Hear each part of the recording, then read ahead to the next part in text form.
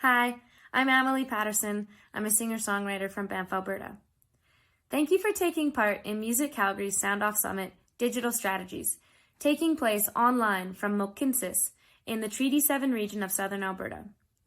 Before we begin, it's important to acknowledge that we live, work, and play on the traditional territories of the Blackfoot Confederacy, Siksika, Kainai, Piikani, the Tsuut'ina, the Stoney Nakoda Nations, the Métis Nations Region 3, and all people who make their homes in the Treaty 7 region. For future events, make sure to follow Music Calgary on socials and sign up as a member on their website for more programming updates. Now, for the moment you've all been waiting for, please welcome Tao-Min Lau, Gianna Lalonde, and Andrew Jensen for a discussion about event production and live streaming. Hi, everyone. Good afternoon. I'd like to welcome everyone to our panel and discussion on digital strategy in live music promotions. So I'm just going to kick it off with my bio. My name is Tao Ling Lao. I use she, her pronouns. I'm based here in Toronto, Canada. Originally from the West Coast, starting out in sort of like West Coast music, pop music with Carly Rae Jepsen's label in Vancouver, and coming to Toronto about 6 years ago, working at Universal Music on the business affairs and legal side. And after sort of working in label and management and publishing and sync a bit, I realized live was my biggest passion. And I had never worked for an agency, so I jumped into the live music and agency world. So I worked for Billions at that time, which is a Chicago-based company, which I'm sure Andrew will have common folks to know. But sort of, you know, I, along with my agent there, had a great roster of artists like Bash Bulat, Shad, Wolf Parade, a whole bunch of different acts there. And basically, I since Billions, I've started my own agency called Blue Crane Agency, and that's based in Toronto. And we basically specialize in underrepresented artists. So we rep women, female artists, LGBTQ artists, and BIPOC artists. I'm a queer woman of color, and these are the acts that I'm most passionate about representing. So I've sort of created a whole agency mandate around that. Also advocating for safer spaces in sort of the festival and venue spaces that we work in, along with the promoters that we work with. And yeah, I'm a board director at Polaris Music Prize, which is Canada's version of the UK's Mercury Prize. I'm also a board director at CLMA, Canadian Live Music Association. And yeah, happy to be here. So that's me. Let's maybe pass the baton over to Gianna. That's a tough act to follow. Thank you for inviting me to be here. I work with the team at Side Door and have since 2018. But before that, I was involved in festival coordination and production for such beloved music festivals as Megafono, Arboretum Festival, and I've also worked at organizing the Halifax Independent Filmmakers Festival and the Atlantic International Film Festival. And I've worked in artist relations for the team at Kelp Management, who manage Lido Pimienta and Andy Schaff. And currently I'm based in Nova Scotia, which is the land of the Mi'kmaq people. And I'm very grateful to be here in this beautiful part of the world. And I have a music project as well called Gianna Lalonde that I've been releasing and performing under since 2008. And that informs a lot of the work that I do in the world and with Side Door. Great, thanks so much, Gianna. Andrew, over to you.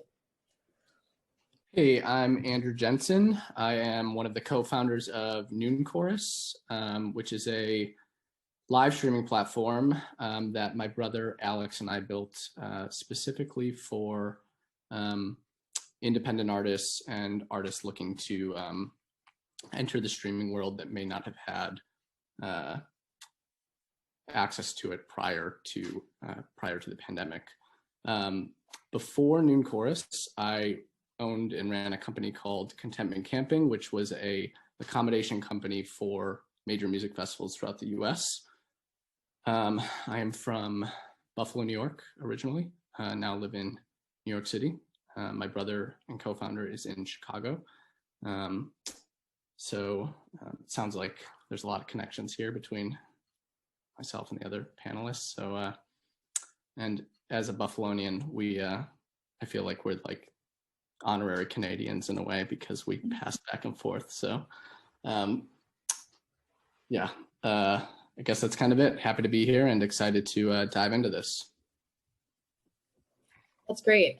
Thanks, everyone. I actually didn't know what you call a person from Buffalo, so that's really helpful to know that term. It's Buffalonian? Buffalonian, yeah. Oh my God, that's amazing. Okay. Toronto is like our nearest big city, so we are like always as kids going up there and spent a lot of time there. Totally, yeah, we totally have that exchange. Okay, great. Well, without further ado, I am going to jump into the first question, which is kind of just like a fun icebreaker question about your favorite show this year. So we're going to talk about the shift to online, but in that shift with online, I wanted to ask you folks, what is one online show highlight of the past year for you? Sort of like a proud, enjoyable aha moment, like the future could be potentially changed by this platform of mine, or just, yeah, if you've ever had like an aha moment this year where like, this is cool, or I really liked that of this particular show, and like that could resonate at some point in the future with other folks. Feel free to jump in if you have an idea. Sure. Can I pick three? there are three that come to mind for different reasons. The first show that really resonated with me was in the summer of 2020, and the artist is Amanda Sum, based in Vancouver, British Columbia. And she's making really great music. Her background is in theater, and this was her first live stream show. And it was presented with such heart, and it was in a living room, which she had transformed into a performance space in this really personal and honest way. And how she introduced and welcomed the audience into her living room was so lovely and hilarious, because she has this wonderful comedic side. And it was the first time that she had presented a lot of new material to a small, intimate gathering on Zoom. And it just felt so special. It felt like you were really there in her living room, and maybe seeing a side of this artist that you wouldn't normally get to see in a formal stage setting. So that was really sweet. And she has a new album coming out, and you should check out her song called Groupthink, which is I have on repeat. Another one of my favorite artists is The Weather Station, who recently presented a show on NoonChorus for her new album called Ignorance. And she very artfully captured a studio performance in a way that didn't feel like you were in a studio, with 10 bandmates spread out throughout this room. They had to be physically distanced. And she brought in a lighting designer. And, you know, I think that everything that she's doing has a very special sort of like lens to it. And I thought the way that she took, which can be a very two-dimensional kind of experience and showcase some of her artistic flair and her incredible band with this release, I thought was really amazing. And even, you know, I've been just, I just cannot wait to see this band live, and have sort of been, you know, just counting down the seconds until I can. It did give me that feeling like, oh yes, I did finally get to see them in action. And then the third show that really resonated with me recently was a show that was presented on Side Door called The Power of Disability. And it was a variety show, but maybe not by name, but just in terms of its nature. And it brought together different members of the disability community presenting different disciplines of art forms. And the way that they weaved in between, you know, some pre-recorded, some live, the way they presented the different causes, messages, and showcased like the beauty of that community and how it's so underrepresented, and also how this online space has been able to integrate the community that is not normally able to access performances in public spaces for the variety of reasons that make those types of events inaccessible, has also introduced us at Side Door to a world of audiences that have not been able to access performances in the traditional way until now. So that was just, it was just an overwhelming experience in terms of the way that we can re-envision performances and the access to those. So huge kudos to the team behind The Power of Disability for presenting that event. I cannot wait to see what comes next. They did such a beautiful job. That's great. Yeah, those three shows just are great examples because they're so different from each other, and it's good to know what your picks were. So Andrew, do you have a sort of like a show that you just that resonate with you from the last year that you want to talk about? Yeah, I think it had to be, if not the first one of the three shows that one of the three that Angel Olsen did on NoonChorus. Specifically because prior to that, I mean, this was sort of May, June, early on in the pandemic. Most of the artists have been performing with what they had available to them at their home, from their home. And there was something incredible about the intimacy of those events. As Gianna had mentioned, like you kind of being welcomed into the artist's home. It was this new moment. It was something that we had never seen before. But what Angel and her team managed to do was using a single camera from a Masonic temple in Asheville, and then they did one at an outdoor venue in Asheville. All sort of very, still managed to keep the intimacy by using really high production value. So they had a single camera that was moving around.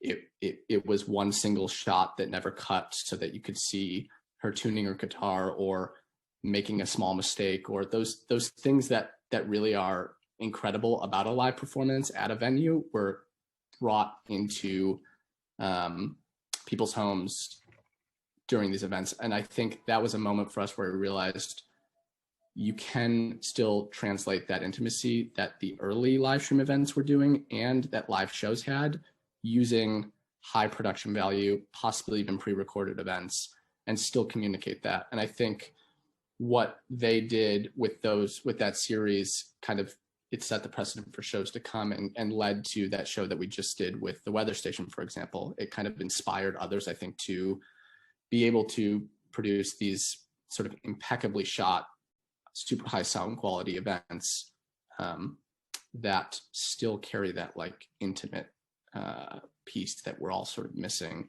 during this time.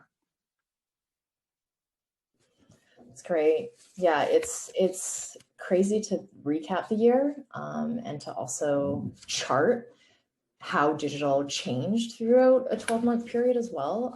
So on that note, like if we see sort of like what starter live stream shows were at in the spring last year to, you know, NPR, for example, tiny home videos, like coming all out in a whole series. And then from what we see, say, from the Grammy Awards a couple weeks ago, in terms of, you know, the scales of production and how the year progressed, and what people are willing to watch and not watch online. Just in terms of a timing note, when did your company pick up steam this year? Like when did you start it? I know that NoonChorus is a bit younger than Side Door. I think Side Door has been around for many years now, but do you remember that time where it started, and what was sort of the initial motivations and aspirations, and if you can describe that time period, I guess, if you can remember from way back when. Is that to me? Anyone just jump in. Yeah, full on conversation for the next. I've been unmuted. I'll take this one. Yeah. The moment, well, I guess I'd say the inspiration behind it was when the pandemic hit. We were sitting and watching all these Instagram live shows and shows on social where artists were in the same situation that we were, stuck at home, and we're just kind of using what they had available to put these shows on. What I think I realized quickly was that this was going to be around a lot longer than we expected. It felt at first like, oh, this will be a week or two, and then slowly but surely realized that the COVID pandemic was going to be around for a while, and realizing that artists weren't going to have a chance to, you know, while those shows were excellent to reach the masses and connect with people, they were going to lose out on a lot of income from performing. So watching some of these shows online and saying that while there were some spaces in the live streaming industry, there wasn't a home for certain artists. So I felt like there was a need to kind of create that home. I think we just aligned ourselves with the right partners early on. Our first show was with 10 Atoms Management and their artist Bully. They are a super creative management company that just was ready to kind of like take the risk with us and see what could be done. And the show was really successful. And I think it proved that independent artists and indie touring artists had a chance to kind of make a stamp on the live streaming world. So that really was, you know, after that show, it just kind of built momentum, and we leaned into that niche, and it's worked out well. Great. Gianna, anything to add? So Side Door actually started as a booking and ticketing platform for in-person gatherings in non-traditional performance spaces. The company was founded in 2017 by Dan Mangan, who's an established artist and, you know, Polaris Juno nominated, who had started essentially like a spreadsheet in 2015 collecting names and contact information for people who were hosting shows in their homes. So he could connect them with artists that he was working with on his record label called Matic Records. And he was connected to Laura Simpson, who's the co-founder of Side Door, who's based on the other side of Canada here in Halifax, Nova Scotia. And she was running a concert series out of her home called the Syrup Factory. And our artist friend, Rich O'Coin, connected Dan and Laura because he realized that they had very similar goals to create new revenue streams for artists and find new performance spaces and build communities, build fan bases, and also fill gaps on tours in between major music markets using this growing network of people who wanted to help artists. So the company was founded and started building a small team, and it was in March 2019 that the official, like the first version of the Side Door website existed, where artists could sign up and hosts could sign up, and then they could match on the platform or search each other on the platform, and then be brought through this booking flow that would act as essentially a contract or a negotiation between artists and hosts, and then publish a ticket page which they could share, and we would help with the automatic deposits into their bank accounts, and settlement sheet information, and probably like more things which I won't get into now, but we really just wanted to create this transparent, artist-friendly space for shows to happen anywhere. And so it was 2019 that it was, we didn't really have a lot of time before things kind of started to shut down in 2020, at least for in-person shows. But there were a few hundred really lovely shows that happened in bookstores, cafes, backyards, art galleries across Canada and the US. And we started working on this really big project with South by Southwest for March 2020, where we were working with 10 really awesome artists from different parts of Canada and the US, and we were going to build them tours down to Austin so they could land in Austin with a little bit of buzz and find some new fans along the way, and hopefully some money in their pockets. And we did this 6-month outreach campaign, which was also kind of like hey, we're a Side Door, we're new kind of campaign, where we were just randomly calling spaces all over the US trying to find spots to play. So we spent 6 months on this project, and we were so excited to partner with South by, and we were going to go down there and host this showcase, and such great artists too. So it was March 6, 2020 that we found out that South by was canceled, and we a couple of us stayed late at the office that night to refund thousands of dollars of tickets, cancel everything. And it was a very it was a bit of a scary moment for the company, because we are built on gatherings. That's the whole model of the company, is to bring people together. So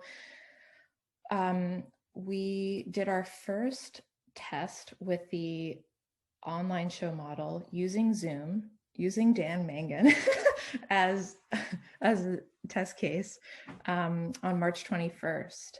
And, I think there were about 200 people there, and it just kind of grew from there. We were able to recreate that magic and recreate the intimacy with fans, and, really connect with people.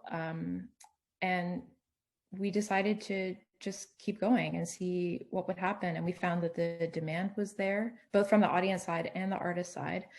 And so our development team, which was a development team of one at the time, went ahead to find out how to integrate Zoom with our platform so that artists could go through the booking flow and do it as a self-promoted online show. So instead of needing a host like you would have in the old days to book a show, then you just needed essentially a Zoom account and a link to that account, and you could create a ticket page and start to build a fan base through that. And from since then, it's really grown. We've paid out over $1 million to artists since then, hosted I think 800 online shows of various sizes, and not just on Zoom. There's Vimeo now at Side Door, and people can also bring Twitch or YouTube, or, you know, present the show however they want. But the shows have been primarily live and primarily interactive, you know, using Zoom. And throughout the past year, we have done a great deal of troubleshooting and trial and error. And there's so many things now to worry about and think about in this space. So it's been a bit of a roller coaster, but there have been so many rewarding moments that it's just been worth it every day to go through this, and be able to continue to fulfill our mission as a company to create revenue streams for artists and build connection with their fans. Thank you. Yeah, and that, you know, that moment, I think you quoted March 26th or something, 2020, that, or in March, that Dan Mangan hosted the first show. And I think, you know, me doing a little research and being on Side Door's website for everyone watching this is that I think there's clips from Dan Mangan's show in that trailer that you folks have up in terms of explaining how your platform works, just right on your website. So that's really helpful. And that leads into my next question, which is, you know, I wanted to kind of do like a, you know, 5 sentences or less. How does your platform work? You can do just like 1, 2, 3, 5, because they are really, I find they are very, at the end of the day, really simple models to understand in terms of who gets paid out, how. And the second part of the question, how can artists get involved to utilize the tools you have available? So 5 sentences or less, if possible. How does your platform work? And how can artists get involved to utilize the tools you have available? So like Andrew can start with this.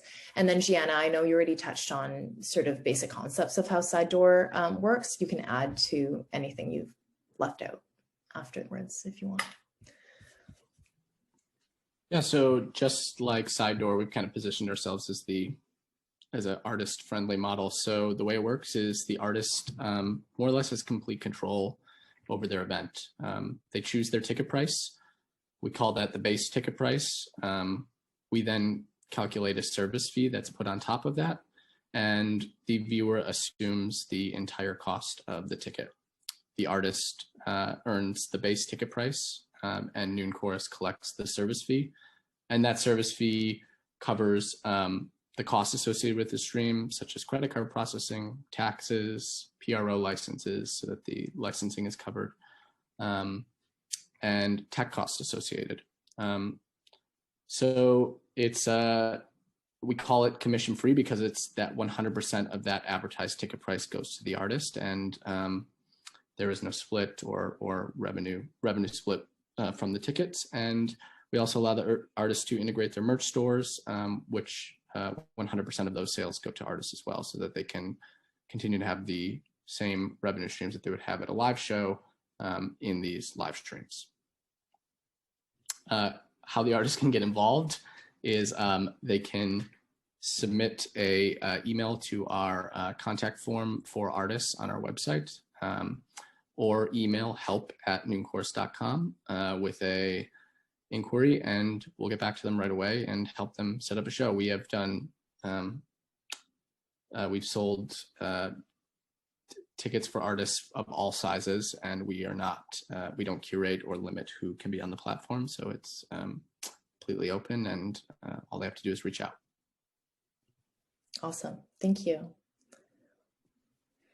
Gianna, is there anything you wanted to add to your previous comments about how Side Door works? And sure, I'll just quickly mention that there's similar to NoonChorus, there's no barrier to entry, so an artist can create a profile and customize that how they wish, and then use that profile to access either the booking for a self-promoted show, or they can find hosts or venues for future in-person shows by searching either areas or keywords or whatnot. And they can customize all the event details to their liking, and Side Door collects a 10% commission fee from the net ticket revenue of every show. And there's a very detailed settlement that shows how much has been paid out to performance royalty organizations. If you collected tax, then we would show you how much we pay out for that.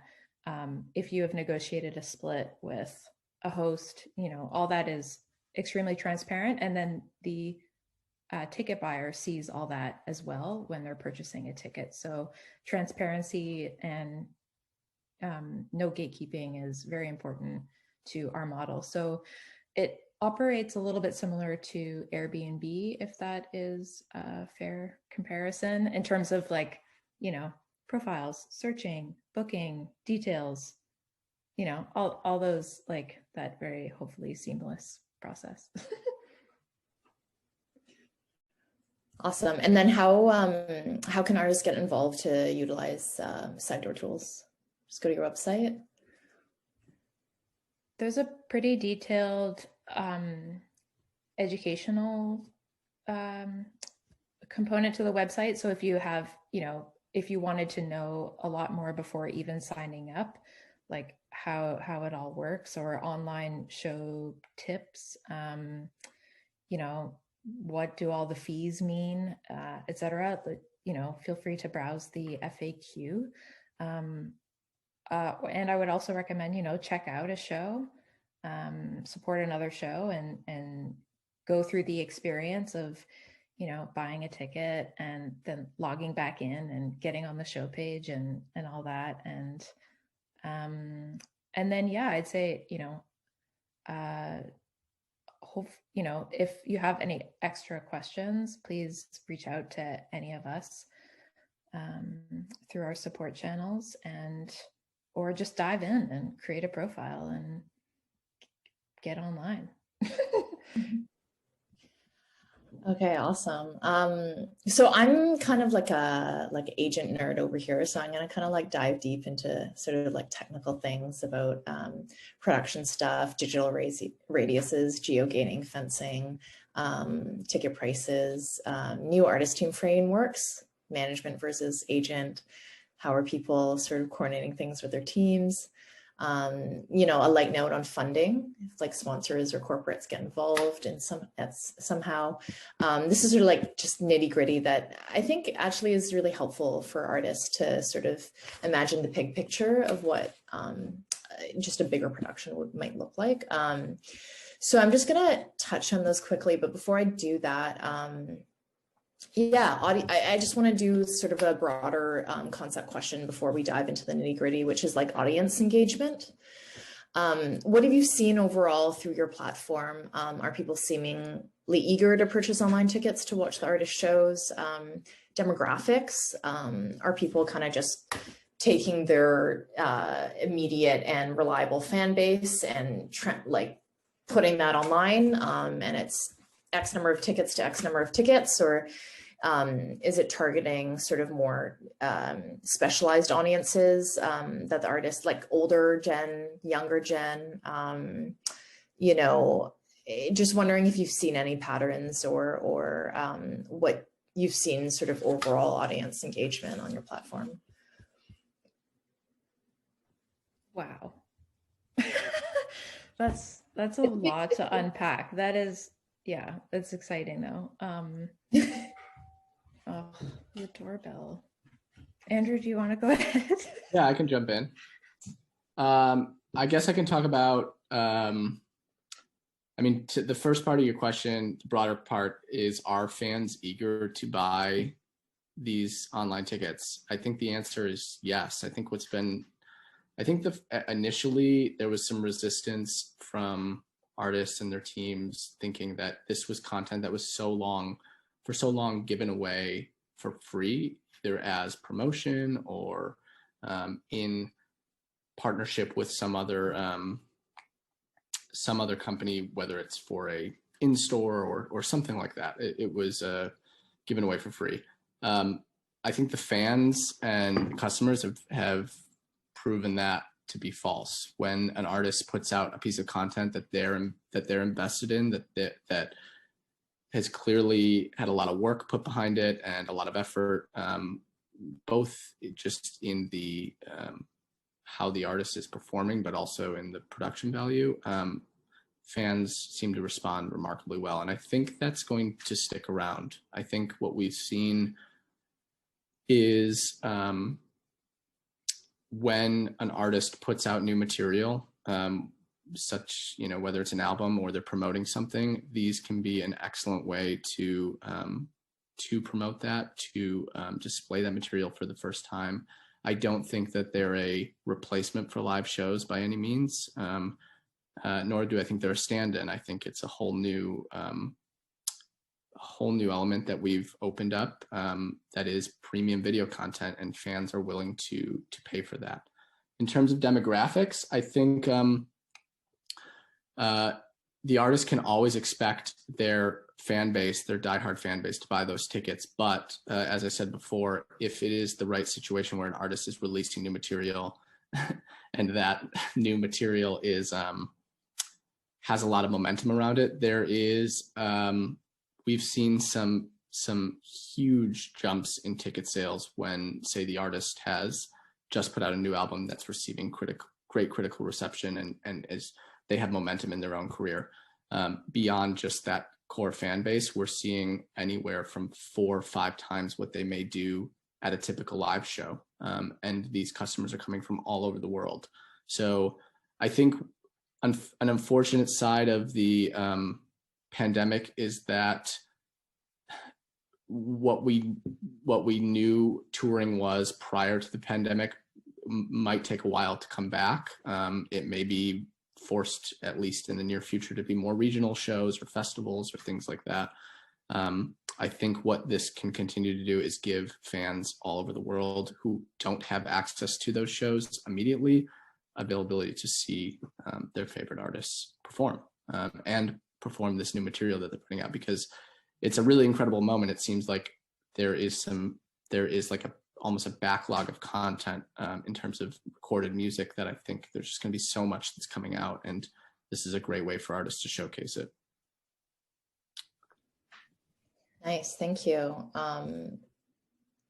Yeah, I mean, maybe I'll sort of like litter in my like little sort of techie questions, because you've kind of touched on one, which is growing international audiences. Geogating and fencing, this might be a term that folks have heard about, but digital radiuses, basically radiuses, you know, when we used to have brick and mortar shows, is that, say, an artist plays a March show in their hometown and they have a decent band following, you know, and a decent sort of hard ticket draw in that particular market. Usually they're not able to play another show for a number of days before and after that show, so that specific promoter can generate the strongest sales possible, and to not have the band's value or ticket sales watered out or spread across multiple shows.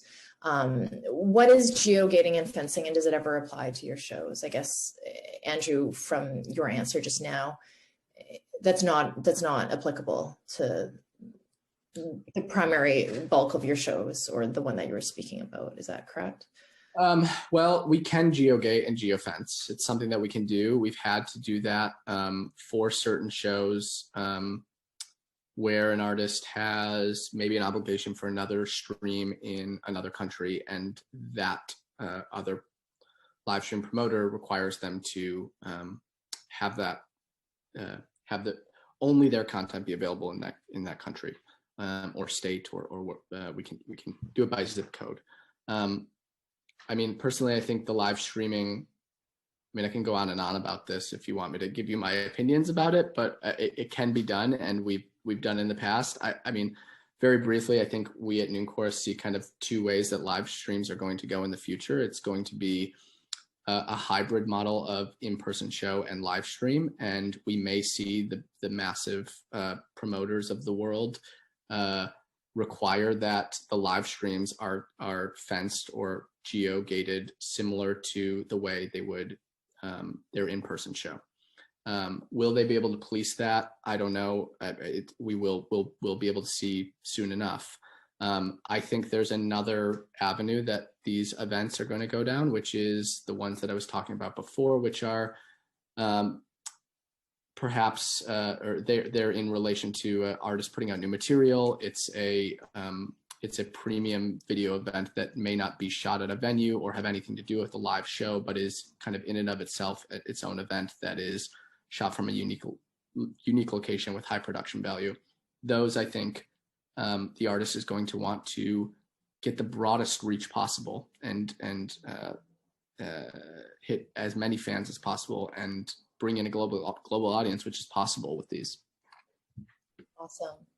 Yeah, Gianna, did you want to jump in there in terms of audience engagement and this type of territorial reach, I guess, for Side Door? Yes, so many great points have already been raised by Andrew, but I think we don't collect audience data at Side Door, but we do recognize that an artist is most likely to bring the fans. I mean, Side Door is not a promoter. We do try and help amplify the voices of the artists who are doing shows and, repost when we can, but we're not a promoter. So it really is the artist bringing the folks in. So it's, however much they put into it, I think really reflects in the sales. And also, if an artist has been live streaming every week and then tries to do a hard ticket show, you may want to like save those hard ticket shows for a special occasion. So I think that is maybe folks are more familiar with how that works now or how to maybe get the best results. But at first it felt like everyone was trying everything. And now it seems like, there's a bit more of a strategy to when to do this. But we are, in terms of audience engagement, we do recognize that people who buy tickets to shows are more likely to stick around for at least 90% of the show. So there is there's a longer term relationship that's built there. People are invested in it because they've paid for a ticket, and it's that's always extremely rewarding to an artist if they can start and end the show with the majority of their audience. And on the topic of geogating, Side Door has introduced this as a week ago. It's a new feature that was in demand from artists who would be the type of artists who are more likely to tour internationally. So it may not be a feature that is of use to artists who are, more regional, working more regionally, or their fan bases are, or if they're not working with a promoter outside of their region. But I'm really excited to see what this feature can do to add to building new audiences in different parts of the world, and how that can be. And we do have ways to track that as well, which is like where folks are maybe coming from. So that I'm really excited about that, and how that might be introduced with hybrid models, and how that can contribute to potentially like a greener way to tour, which I think is going to be an interesting conversation that will be happening more and more in the next couple of years, hopefully. Totally.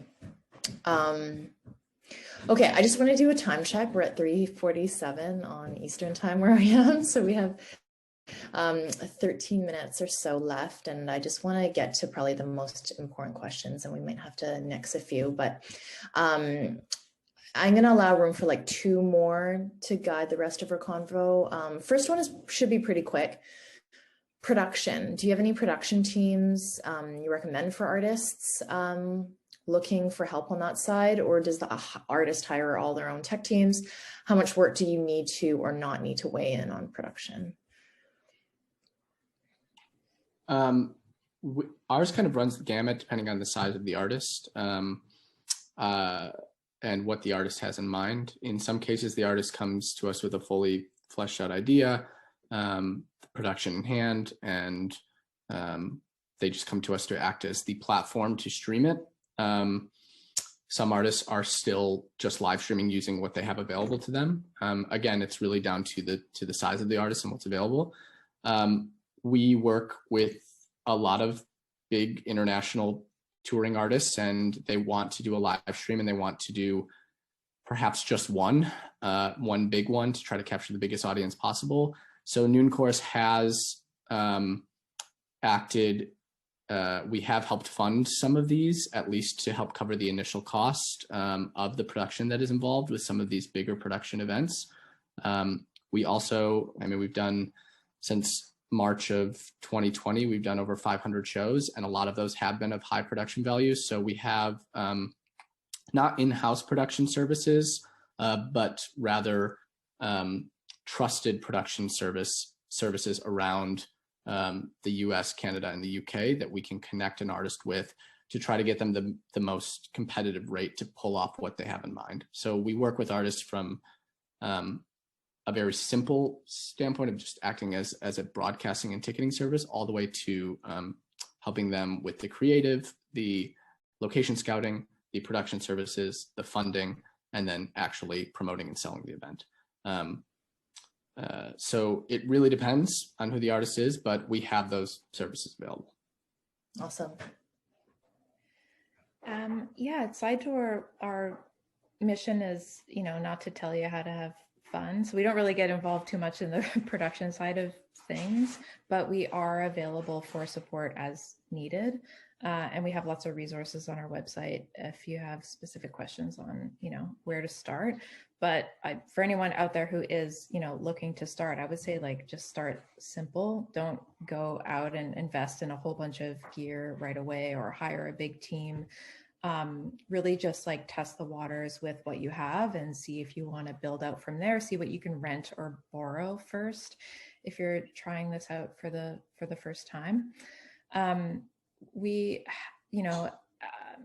There are a few folks on the Side Door team that are involved in audio visual testing with the artist before the show. So for anyone who wants to sign up for one of those meetings, it's free. You can meet with one of us, but usually it's if you already have your rig kind of set up and you just want to run it by us and then go over the details of how it all gets synced up for the execution of the shows, which are mostly live. So these audiovisual sound checks tend to be pretty important. Then that has been a really useful touch point with artists before the show that we really like doing. I really like doing them personally, but yeah, I'd say I think testing is just the number one crucial foundational rules, test again, and make sure you hardwire your internet. And yeah, I wish we could chat really long about production because I find it all really, really interesting. Just in terms of what works and what doesn't, and for who and why. And I think it really comes down to the type of event an artist wants to present and how they want to personalize it, because there's so many different ways you can do that. But the production piece is, you don't always need a 4-camera shoot, even though that is nice. And at Side Door, if an artist is looking to connect with a show producer or an on-the-ground crew, we have a bit of a catalog of names that we keep on file that we can connect artists and show creators to if they're starting out and they don't really know anyone in their own community. And that's just sort of a manual matchmaking kind of thing. It's not searchable in the Side Door platform yet, but maybe one day it might be nice to find service providers for specific needs on the platform. That's kind of a blue sky dream. Nice. All right. I'm just going to throw out the last question for the day now, since we have just about 7-8 minutes here. I'd like to talk about the future. So Andrew already pointed to this, which is, live stream shows, you don't see them as replacement, as stand-in, as stopgap measures, obviously, to the real in-person thing. I agree with that. I personally believe that, this is the start to more pandemics that we're going to have. Like, I just think the world is fucked, and it's who knows what's going to happen in the future to how we socialize, how we consume art, how we consume media. But you know, we're all kind of in this business of how do we shift, how do we adapt, and holy cow, like, we're doing awesome new things. So, you know, I want to chat about, I guess, like, different product offerings in the future. You know, access options. Gianna, you sort of commented on that. You know, specifically our agency really focuses on access from minority communities to really go out, watch more shows, feel safer at shows. You know, whether it's sexism, racism, ableism, classism that prevents people from going to shows, you know, because we rep a lot of minority acts that are women, BIPOC, LGBTQ folks. You know, often these communities are negatively affected by class and economic issues, high ticket prices, disability access issues, ramps, elevators in venues, private green rooms for trans artists, you know, sexism stuff, sexual harassment and assault at shows, transphobia stuff. For my trans artists, you know, just having bar insecurity, check IDs when folks have either legally transitioned, not transitioned. It can be a whole mess. But basically, you know, the proliferation of live stream show businesses, it's not a stopgap measure. It's here to stay because of the beauty I think it unveils in addressing these access issues. And I think it will act as a supplement to in-person shows. So what are your thoughts on this forecast, and, you know, any new business ideas you might have and particularly feel comfy sharing on ancillary income, new production ideas, new lines of business that might stem from live streaming? I saw on the NoonChorus website, you know, you folks have already started sort of selling merch items on your website, which I thought looked really cool. You know, potential new funder sponsors that might connect with allowing artists to, you know, get paid for their shows or market or brand them in a different way. So yeah, just wondering if you have any futuristic ideas on ancillary income and what the future of this business holds. Do you want me to start? I think what's incredible about these is, yes, it does provide this access to anyone to not only perform but watch these events. I also think from an artist standpoint, what you have here is a revenue stream that can pay for all sorts of digital assets. So what you're able to do is put together a production, and perhaps during the shooting of that production, you're able to record the live album and sell that as a live album on Bandcamp or through NoonChorus. Perhaps you're able to film a live video. You're able to shoot a late night performance that you're unable to travel to because of COVID restrictions. You're able to shoot interviews. All of that could be wrapped into the cost of producing some of these events, and you're able to cover those costs of necessary promotional assets through a ticketed event. I think that there's a tremendous amount of ways to, we partner with universities that allows universities to book high caliber talent at a lower price, and we can simultaneously sell that show to the public so that it's both being available to university students, but also to the public. And that allows the artists to actually earn more income than they would if they were just doing a public ticketed live stream. And gives university students who may not be able to afford that $10 to $15 live stream ticket. So we think the digital space allows you to get really creative with how it's broadcasted, who's watching it, and who has access to it.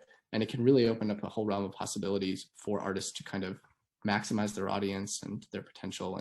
And we think kind of the possibilities are endless. So we're really excited about it. Thank you. This is such an interesting time. I think we're at a really, crucial crossroads here. I'm really excited to see what comes next. And I think there's so much opportunity for innovation, you know, and artists will, in my opinion, artists will go like anywhere that audiences are. And, you know, just on a personal level, I often think about where audiences gravitate to and whether or not, you know, I've heard from a lot of people, for instance, that they're just not into live stream shows. And they're just waiting for the day that they can go back to an in-person show. But, you know, there's so much great stuff happening online that it feels like, you know, sometimes I wonder, how do I convince this person that they're missing so much really great art that's happening online? So I guess I think it's a really good opportunity now to try and, I guess, like retrain our ways. Like I don't think there is, like you said, that there is no real necessarily going back to the way things were, and therefore how do we get comfortable with change and adapting to different technologies and different formats, different platforms, or for instance, I heard this morning in a conversation that there's like, how do we make content or shows for different devices? Like this could be a whole different now future for presenting content, is that they're specific to what devices your fans use. And ideally, I think some really interesting things that are happening right now are around, collaborations, cross collaborations across disciplines. I think that's really interesting. And I think the conversations around like diversity and inclusion and making space for people who haven't traditionally been represented in these spaces. I think those are really important conversations that are happening right now, and I'd love to see some innovation around that. So I definitely didn't answer your question, but it's I just think that I'm really paying attention right now, I guess, to see how these conversations are going and who's having them and what the outcomes are. And it's a really great time, I guess, we've definitely highlighted that the music industry is traditionally very exploiting artists. So, how can we, wherever the future goes, how can we make the situation better for artists so that they can have a sustainable livelihood? Totally.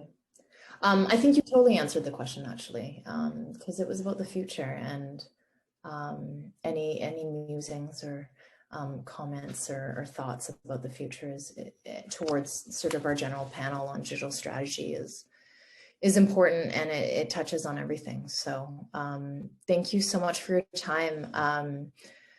It was a lovely chat. I really enjoyed doing this, and it was great to chat with the platform, in Canada, one in the States. There's lots of crossover.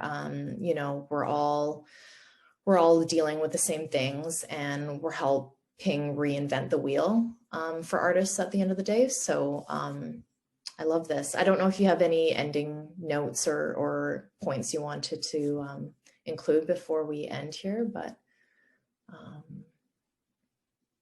I would love to just say bravo to all the artists who are still making things in a very difficult time, and that we need you. Please keep, not we as Side Door, but the world, like we in times of despair, humans turn to art. We absolutely need art. So thank you, and please keep it up. And hey, if anyone wants to talk to me about anything Side Door related or existential, please reach out. I'd love to hear from you. Yeah, totally. And, we're fortunate in Canada to have sort of strong granting systems that can sort of vary from province to province. But I know the province that I'm in, Ontario, recently announced a huge fund for digital live projects. So please, any artists, at least in Ontario, please look to that, because there's millions of dollars there from Heritage Canada that will be doled out. And I'm sure other provinces are following suit. So yeah.